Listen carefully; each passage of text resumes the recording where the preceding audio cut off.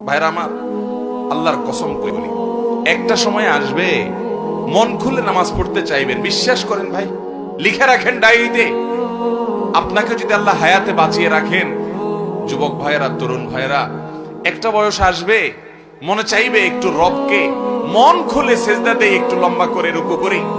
পারবেন না, অসুস্থ হয়ে যাবেন, রোগ বালায় ধরে ফেলবে। বাবারে, সে সময় আসবে না? বৃদ্ধ মুরব্বীদেরকে, চাচাদেরকে জিজ্ঞাসা করেন, চাইলেও ওযু ধরে রাখতে পারে না, নামাজ পড়তে পারে না, চাইলেও পারে না। একটা সময় আসবে চাইবেন, পারবেন না।